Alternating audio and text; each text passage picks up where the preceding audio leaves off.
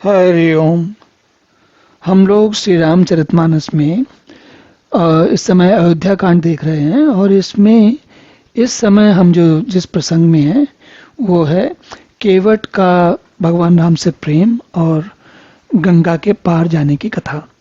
तो हुआ क्या है, इसके पहले महाराज दशरथ ने अपने मंत्री सुमंत्र को भेजा राम लक्ष्मण और सीता के साथ, और ये कह के भेजा कि आप इनमें से कम इनको प्रयास ये करो कि इनको गंगा के तट तक ले जाओ, वहाँ पर थोड़ी देर मतलब गंगा का दर्शन करा लो और वापस ले आओ, और अगर ना आए तो कम से कम सीता को वापस लेते आओ।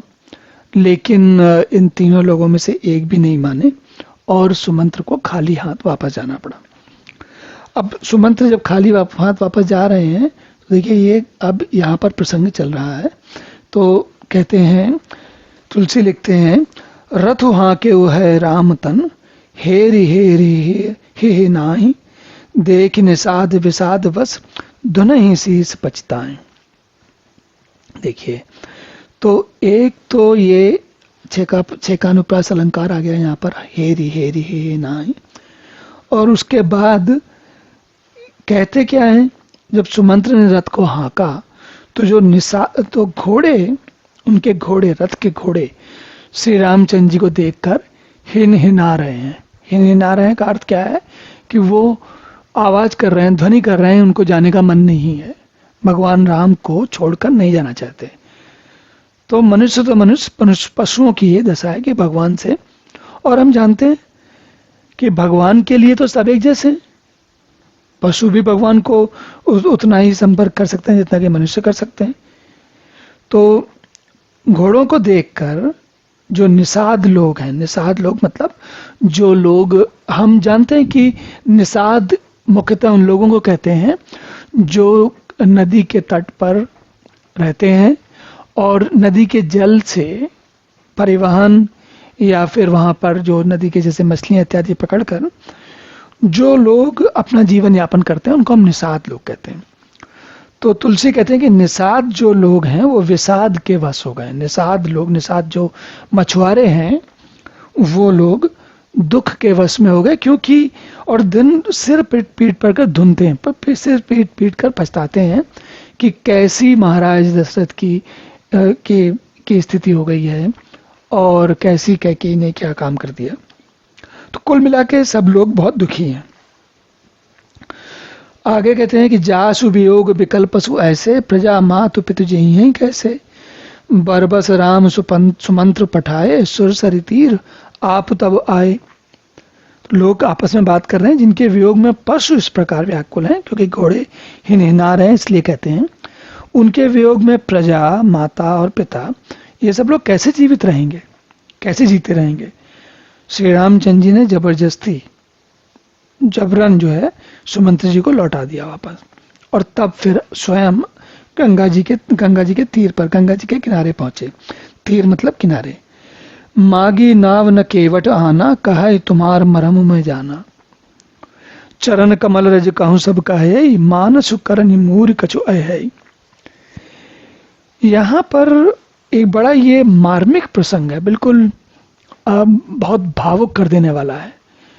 और यदि आप इसको आप सामान्य भाषा में पढ़ने की कोशिश करेंगे या सामान्य रंग से, सामान्य जैसे होता है ना कि उड़ती निगाह से फटाफट पढ़ डालेंगे, तो समझिए आपने इस पर जो तुलसी ने इतना सुंदर यहाँ पर मन के भावों का जो प्रकट किया जिस प्रकार से, उनको खो देंगे। तो इनका आनंद जो है कुछ उनके सुनने के लायक है, कैसा होता है। और इसको इस बार इस विशेष इन चौपाई या इस प्रसंग को मुझे पिछली बार रोकना पड़ गया, क्योंकि मेरी आवाज़ थोड़ी बिगड़ गई थी, क्योंकि भावुकता बढ़ जाती है। मैं इस बार ध्यान रखूंगा, मतलब क्योंकि जो हम बात कर रहे हैं, जो प्रसंग कर रहे हैं, जो कहानी का आनंद ले रहे हैं, उसमें हम चर्चा कर रहे हैं, और चर्चा में बोलते बोलते इतना भावुक हो जाना कोई बहुत रोचक बात नहीं होती। तो चलिए अब पुनः प्रयास करते हैं। कहते हैं, मागी नाव न केवट आना, काहे तुम्हार मरम मैं जाना। चरण कमल रज कहूँ सब कहे, मानुष करन मूर कछु है। जब केवट को उसे कहा कि नाव लेके आओ, हमको गंगा के तट के पार जाना है, भगवान राम ने कहा, भगवान राम ने, लक्ष्मण जी ने, सीता जी ने, क्योंकि ये लोग गंगा को पार करके जाना चाहते हैं। कायदे से इधर भी रुक सकते हैं, ऐसी कोई बात थोड़ी कि गंगा पार करने की क्या आवश्यकता है इतनी। लेकिन ये लोग तो वन में जीवन चलाने के लिए निकले, एक ही जगह बैठने के लिए तो निकले नहीं है कि अयोध्या के बाहर निकले और जो वन था वहीं धुनी रमा ली और बैठ गए। भाई वनगमन हो रहा है, तो ऐसा क्यों नहीं कर रहे हैं? ऐसा इसलिए नहीं कर रहे क्योंकि भगवान का जो वनगमन है वो देश निकाला। कैकेयी ने भले ये बात कह के कहा है कि राम को वनगमन कैकेयी ने राम को वनगमन की बात इसलिए कही क्योंकि वो भरत के लिए किसी प्रकार की समस्या उत्पन्न ना करें। कैकेयी का सोच ये थी, और कैकेयी की सोच से अधिक वो सोच मंथरा की थी, क्योंकि मंथरा ने सोचा कि ये अगर राम कहीं आसपास रहेंगे तो उनको देखकर जो प्रजा है वो भड़क जाएगी और वो उसके कारण गड़बड़ हो सकती। तो उन्होंने कहा कि राम को दृष्टि से दूर कर दो। अब अगर हम उस बात को उस शब्द से देखें, जैसा कहा गया वैसा देखें, तो जहां तक भगवान राम अयोध्या की सीमा के बाहर किसी जल वन में अपना कुटी बना लेते रहते तो भी बात पूरी हो जाती थी, शब्द से तो पूरी हो जाती थी। जो वचन उन्होंने दिया था पिता को या जो था, वहां से बात पूरी हो जाती थी। उनको कोई जरूरत नहीं, कोई आवश्यकता नहीं थी कि वो और भी कहीं जगह जाते। लेकिन हम तो जानते हैं, हम पाठक हैं, हम जानते हैं कि वास्तविक कहानी क्या है। कहानी ये है कि भाई देवताओं ने सरस्वती जी को भड़काया है कि इनको, राम को अगर राज्य करने लग जाएंगे तो जो राक्षसों का चारों तरफ आतंक है वो कभी समाप्त नहीं होगा। तो भगवान को तो वन में जगह जगह जाना है ताकि जहां जहां पर जो जो राक्षस हैं उनको, सारे वनों को, सारे मार्गों को, सारे स्थानों को मनुष्यों के लिए सुलभ करना है। भगवान का उद्देश्य ये है। तो वो एक जगह तो नहीं बैठेंगे, भाई क्या फायदा बैठने का। तो कहते हैं जब मांगी तब उन्होंने केवट से कहा कि मुझे नाव ला दो। अब केवट जो है अपनी जगह से हिल नहीं रहा है, जा नहीं रहा, लेके नहीं आता है। और जब लेके नहीं आता है और साथ में ये कहता है, अब सोच के देखिए, केवट है जो, ये वही केवट है जिन्होंने थोड़ी देर पहले पिछली रात को भगवान के जो स्वागत किया था उसमें अपनी साष्टांग दंडवत किया था, ये वही केवट है। अब ये केवट है मना कर रहे हैं, कहते हैं मैं तो नहीं लाता, मैं तुम्हारा भेद मर्म जो है वो जान लिया है। क्या जान लिया है? क्योंकि तुम्हारा क्या जान लिया? तुम्हारे चरण कमलों की धूल से के लिए सब लोग कहते हैं कि वह मनुष्य बना देने वाली कोई जड़ी बूटी है। इसका क्या अर्थ हुआ? देखिए, बात भाषा थोड़ी उलट पलट हो रही है, लेकिन सीधी सीधी बात यह है, केवट कह रहा है कि अहिल्या को, देखिए इसको अच्छे आगे पढ़ते हैं तो और आनंद आएगा। छूत से लाभ ही नारी सुहाई, पाहन ते न काट कठिनाई, तरन मुनि घरनी गोई जाई, बाट पर मोरी नाव उड़ाई। तो केवट का तर्क है, कहता है कि जिसके छूते ही पत्थर की शिला सुंदरी हो गई, सुंदर स्त्री हो गई। अब मेरी नाव तो लकड़ी की है, काठ की है, काठ तो पत्थर से कठोर होता नहीं है। अगर जो तो पत्थर जब स्त्री बन गया तो लकड़ी तो बन ही जाएगी, तो मेरी नाव भी मुनि की स्त्री ऐसी हो जाएगी। और इस प्रकार मेरी नाव जो है, नाव नहीं रहेगी, उड़ जाएगी। मेरी नाव तो नाव रहेगी नहीं, और रहेगी नहीं तो मैं लुट जाऊंगा। लुट क्या जाऊंगा भाई? मैं कैसे अपना जीवन यापन करूंगा? या रास्ता रुक जाएगा, अब कोई लोग पार नहीं करेंगे, लोग पार नहीं करेंगे तो उसकी धनराशि, उसकी जो मजदूरी होती है वो मुझे नहीं मिलेगी। जब नहीं मिलेगी तो मेरा तो जीवन यापन रुक जाएगा। अब ये बात वो क्यों कह रहा है?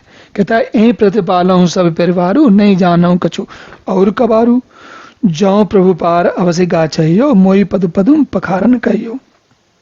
देखिए, तो मैं तो उसके, वो केवट कहता है मैं तो इसी नाव से सारे परिवार का पालन पोषण करता हूँ, दूसरा कोई धंधा, मुझे कोई काम तो आता नहीं।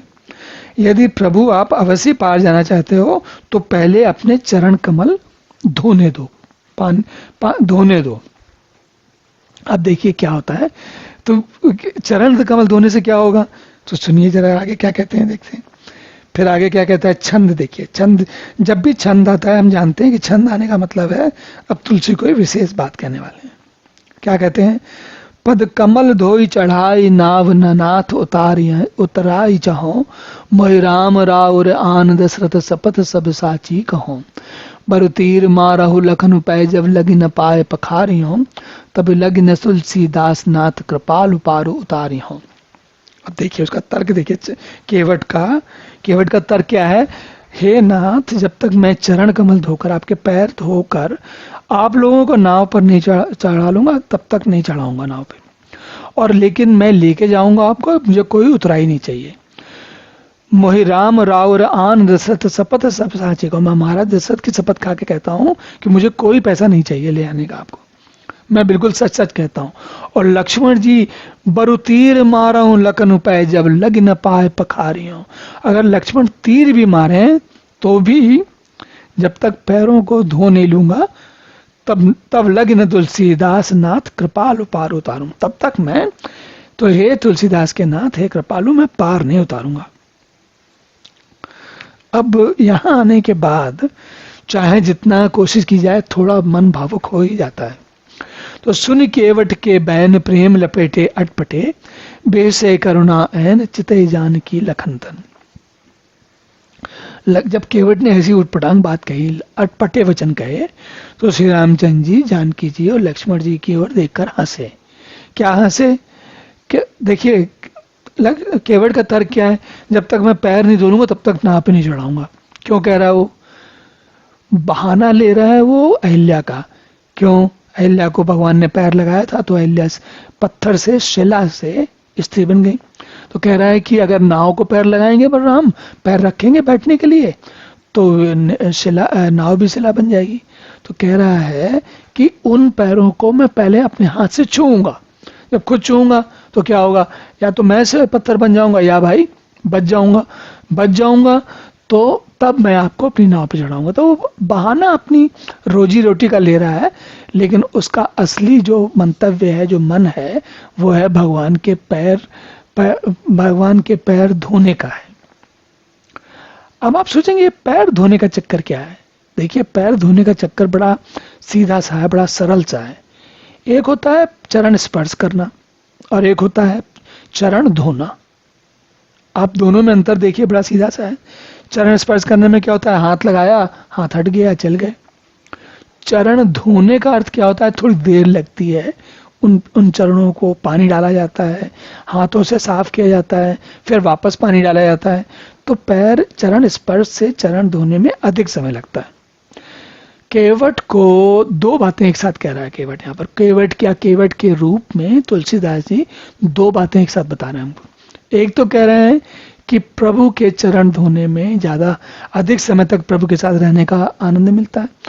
दूसरी चीज ये है कि जो चरण धोने का अर्थ क्या है हम जानते हैं। चरण के बारे में हमने बात की कि चरण का अर्थ है जो भगवान कह रहे हैं, जहाँ जो चलते हैं। जैसे चरण धूल की बात इसलिए आती है कि जहाँ भगवान चलते हैं उस राह पे हम चलें। और चरण धोने का अर्थ क्या है कि भगवान जो कुछ कह रहे हैं उसको हम पूरे मन से मान लें या समझ लें, या उस दिशा में चलें जिस दिशा में भगवान चलने के लिए कह रहे हैं। तो तुलसी असल में हमें ये समझा रहे हैं कि निषाद को बात समझ में बहुत गंभीरता से आ गई है, और वो हम बाकी मनुष्यों की तरह नहीं है। निषाद राज जो है बहुत ज्ञानी है, वो असली बात समझ गए। चरण धोने का जो काम करना है वो तो केवल बहाना है। वास्तविकता ये है कि निषाद राज को परमात्मा ज्ञान हो गया है, तभी ऐसी बात कह रहे हैं, नहीं तो साधारण आदमी तो कहेगा ही नहीं ये बात।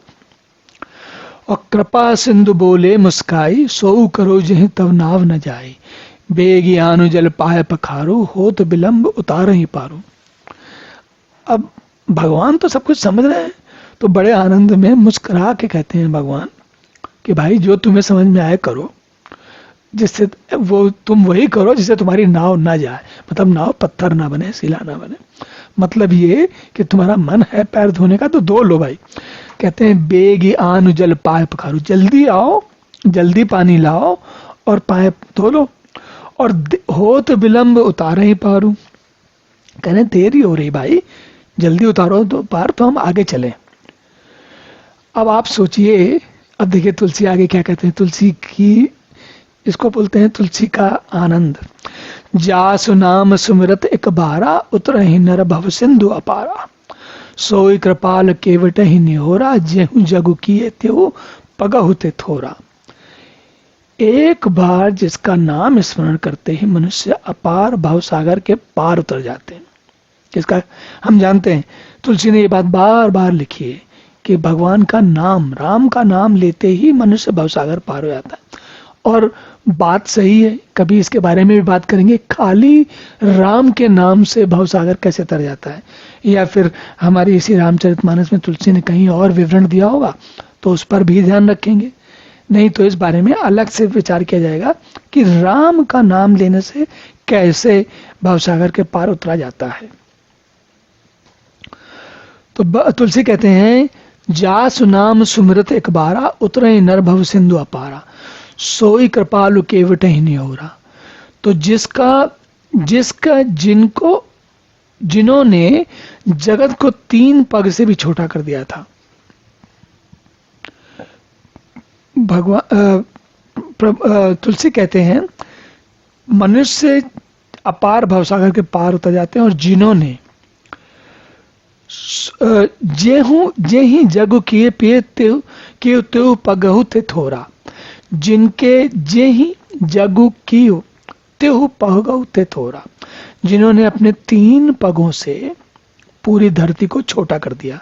मतलब 3 पगों में ही तीनों त्रिलोकों को नाप लिया, धरती को नहीं, तीनों लोकों को नाप दिया। 2 ही पग में 3 लोगों से नाप दिया, और तीसरे को तो ऊपर बलि के ऊपर उन्होंने रखा था। तो कहते हैं कि जिनके चरणों से, जिन्होंने 3 पग में सारी त्रिलोकों को नाप दिया, उनके वही कृपालु श्री रामचंद्र जी केवट का निहोरा कर रहे हैं। निहोरा कर रहे हैं मतलब प्यार से उसकी बात, उसको प्यार से समझा रहे हैं, प्यार उसके साथ, उसके प्रेम का आनंद ले रहे हैं और प्रेम को वापस लौटा रहे हैं, दिखा रहे हैं उसको। पद नख निरख देव सरि हर्षि, सुनि प्रभु बचन मोह मति करसी, केवट राम रजाय सुपावा, पानी कठवता भरी ले आवा।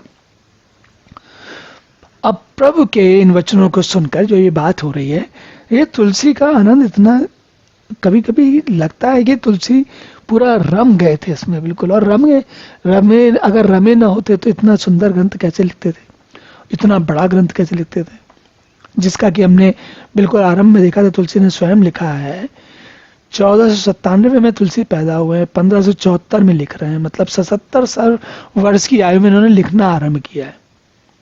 तो आप सोचिए कि जो 77 वर्ष की आयु में जब ग्रंथ लिख रहा है और कई साल लगे उनको लिखने में, तो बहुत आनंद लेकर उन्होंने लिखा है तुलसी ने।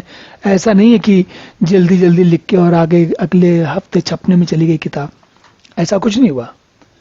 तो कहते हैं, आगे कहते हैं, पद नख निरख देव सरिहर से, प्रभु के वचनों के उन पद प्रभु के चरणों को देखकर देव सरी गंगा जी हर्षित हुई।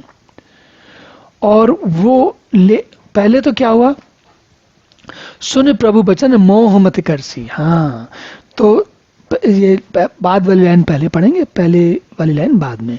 सुनी प्रभु बचन मोह मत करसी। भगवान जब उनको केवट को कह रहे हैं कि तुम ठीक है निहोरा कर लो और चरण धो लो, और केवट को कह रहे, तो गंगा जी की बुद्धि जो है थोड़ी भ्रमित हो गई, मोह से खिंच गई। कैसे खिंच गई? उनको लगा ये कैसे भगवान, ये तो भगवान नहीं है। लेकिन जब पद नख निरखे, जैसे इन्होंने उनके पैरों के जो नाखून देखे, अब देवसरी, तो देवसरी गंगा जी जो है वो तुरंत हर्षित हो गई। अब पद नख निरखे देवसरी हर्षि का क्या अर्थ है? देखिए, जब व्यक्ति पानी में पैर रखता है तो क्या होता है कि पानी सबसे पहले क्या छूता है? जो पैर के नाखून होते हैं सबसे पहले छूते हैं, सबसे आगे होते हैं। तो जैसे ही उन्होंने, गंगा जी ने भगवान के पैरों के नाखून देखे, वो तुरंत पहचान गई। क्या पहचान गई? कि ये तो साक्षात परब्रह्म भगवान है। तो जो पहले उन्होंने जो बातें सुन के भगवान राम की बात सुनकर जो उनको मोह हुआ था वो चला गया। कितना सुंदर लिखा है देखिए तुलसी ने, केवट राम रजाय सुपावा पानी कठौता भरी लिया। और केवट को जैसी आज्ञा मिली वो बड़ा प्रसन्न होकर फटाफट कठौते में जल भर कर लेके आया। और अति आनंद उमगी अनुरागा चरण सरोज प्राकारन लागा। बरस सुमन सुर सकल सिहाई ए सम पुण्य पुंज कोई नहीं। प्रेम से केवट ने भगवान के चरण धोए और सारे देवता फूल बरसाने लगे कि इसके समान पुण्य राशि कोई नहीं, इससे बढ़िया, इससे जो पुण्य, इतना सुंदर व्यक्ति है, देखो इसको भगवान के पैर धोने का आनंद मिल रहा है। पद पखारी जल उपानी करे आप सहित परिवार, पितर उपार करे प्रभु पुनि मुदित गए उलई पार।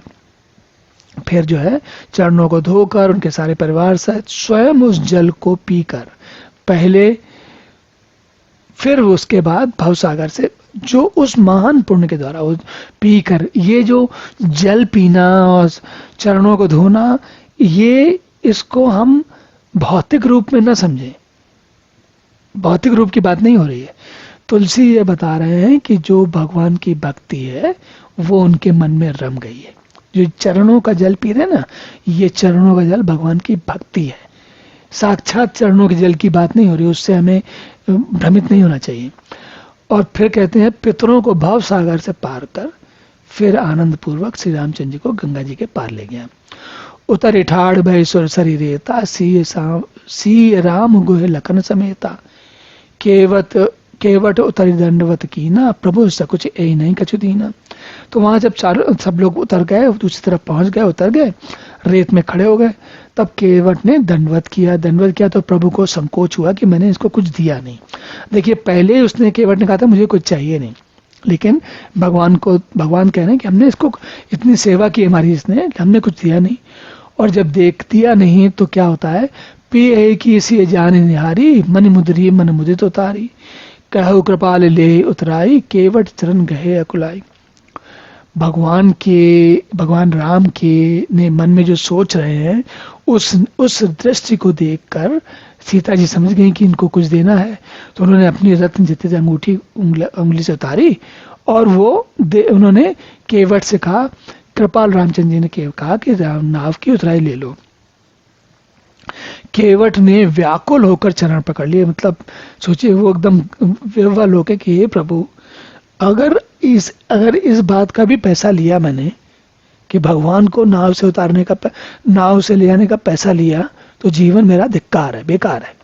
क्यों है, सोचने की बात है कि क्यों ऐसा सोच रहा है कि वो पैसा क्यों नहीं चाहता।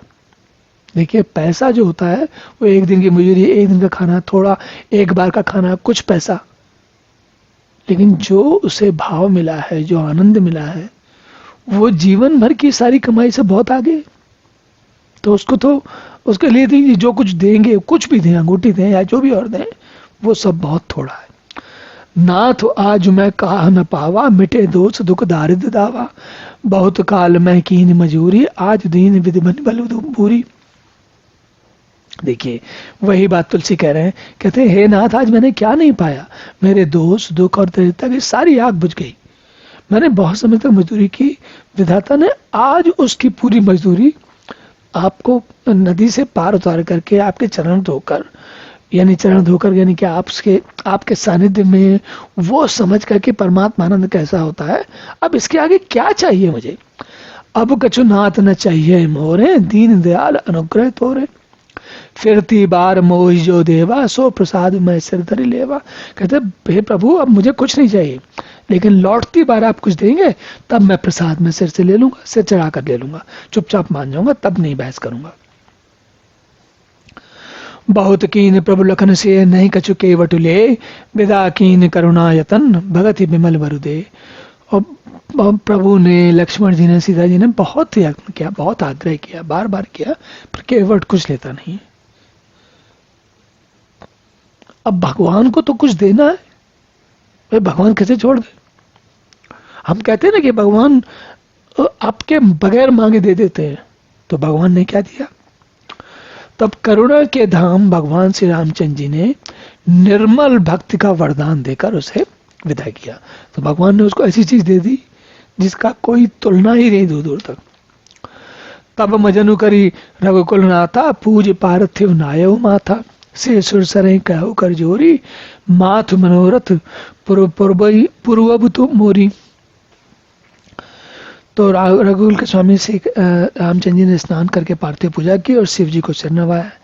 सीता जी ने हाथ जोड़कर गंगा जी से कहा, हे माता, मेरा मनोरथ पूरा कीजिएगा। पति देवर संग कुशल बहोरी, आय करो जही पूजा तोरी। सुन सिय विनय प्रेम रस बानी, भाई तब विमल भारी बरवानी। तो कहते हैं, माता सीता जी कहती हैं कि पूजा कर, क्या पूजा की सीता जी ने? कहती हैं कि मैं पति और देवर के साथ कुशल पूर्वक लौट कर आऊं। वन में जा रही और आगे जा रही, पता नहीं कहाँ तक जा रही। तो माता गंगा सीता जी गंगा जी से आशीर्वाद ले रही हैं, कह रही हैं कि तुम हम जाएं और कुशल पूर्वक हम तीनों लोग वापस लौटे, तो आप मुझे ये आशीर्वाद दो। तो क्या हुआ कि सीता जी के प्रेम रस में सुनी हुई विनती सुनकर सब तब गंगा जी के निर्मल जल में से श्रेष्ठ वाणी हुई। क्या बात हुई? उस जल ने वाणी हुई या कैसे उनको समझ में आया ये एक अलग बात है, पर क्या कहती हैं वो उसका आनंद लेते हैं। सुन रघुवीर प्रिया वैदेही, तब प्रभाव जब जग विदित न के ही, लोकप होई बिलोकत तोरे, तो ही से वही सब सिद्धि कर जोरे। तो गंगा जी भी कम नहीं है, कहती हैं, हे रघुवीर की प्रियतमा जानकी, सुनो, तुम्हारा प्रभाव किसको जगत में किसको नहीं मालूम, कौन हो सबको पता है। तुम्हारी कृपा दृष्टि से देखते ही लोग लोकपाल हो जाते हैं, सब सिद्धियां हाथ जोड़े तुम्हारी सेवा करते हैं। मतलब क्या है? सीता जी कौन है? लक्ष्मी जी का अवतार है। तो कहते हैं कि भाई तुम तो जो है तुम्हारी कृपा दृष्टि जिसके ऊपर पड़ी उसका क्या होगा? लोकपाल हो जाएगा, सब कुछ हर प्रकार की समृद्धि हो जाएगी, सब सिद्धियां हाथ जोड़े तुम्हारी सेवा करती हैं। तुम जो हमहु बड़ाई बड़ी विनय सुनाई, कृपा कीन मोहिदीन बढ़ाई। तदपि देवी मैं देवी असीसा, सफल होन नित हित निज बागीसा। तो कहती हैं, गंगा जी कहती हैं, तुमने जो मुझे ऐसी बात कही, मुझसे ऐसी बात कही कि मुझे मेरा आशीर्वाद चाहिए और ये कृपा करके मुझसे बढ़ाई दी, मतलब मेरे को बड़ा बनाया है, तो भी अब कहा है तो मैं कहती हूँ, क्या कहती हूँ? तो भी ये देव, मैं अपनी वाणी सफल होने के लिए तुम्हें आशीर्वाद दूंगी। क्या आशीर्वाद देती गंगा जी? प्राणनाथ देवर सहित कुशल कोसला आय, पूजे ही सब मन कामना, सुजय सुराय जग छाय। कहते हैं, तुम अपने प्राणनाथ और देवर सहित कुशल पूर्वक अयोध्या लौटोगी, तुम्हारी सारी मन कामनाएं पूरी होंगी, तुम्हारा सुंदर यश जगत भर में छा जाएगा।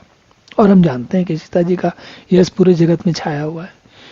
गंग बचन सुन मंगल मूला, मुदित सी सुरसरी अनुकूला। तब प्रभु गोहई कहु घर जाओ, सुनत सुख मुख बाब उर्दाओ। गंगा जी के जो मूल गंगा जी मंगल के मूल गंगा जी के वचन सुनकर देव नदी को अनुकूल देखकर सीता जी बड़ी आनंदित हुई। और तब प्रभु ने निषाद राज से कहा, भाई तुम अब घर जाओ। ये सुनते उसका मुंह सूख गया, उसका मन मन उदास हो गया, मुंह लटक गया कि अब क्या ये मेरे को भेजे दे रहे हैं। हृदय में दाह उत्पन्न हो गया, मतलब जलन हो गई। दीन बचन गोहे घर कर जोरी, विनय सुनह रघुकुल मन मोरी। नाथ साथ रही पंथ दिखाई, करिस दिन चार चरण सेवकाई। कहता है गोराज के निषाद राज गो कहते हैं कि हे प्रभु मेरी विनती सुनिए, थोड़े दिन रह के रास्ता दिखाऊंगा, 4 दिन चरणों की सेवा करके तब मैं चला जाऊंगा। जय बन जाए रहब रघुराई, परन कुटी में करब सोआई। तब मोई कहें जाए जैसे देव रजाई, सोई करी हूँ रघुवीर दुआई। तो कहते जाएंगा नहीं, वो कहते हैं हे रघुराज आप जिस वन में जहाँ जाके रहेंगे वहां मैं सुंदर पर्ण कुटी बना दूंगा, पत्तों की कुटिया बना दूंगा। भाई ये उसी प्रकार के जीवन के अभ्यस्त है, तो उन्होंने कहा जहां बोलोगे वहां कुटिया बना देंगे आप। और तब जब उसके बाद आप जैसी आपकी जो है जैसी आज्ञा होगी वैसा करूंगा। सहज स्नेह राम लखितासु, संग लीन गो हृदय उलासु। पुण्य गुण ज्ञाति बोल सब लीने, करि परतोष विदा तब कीने।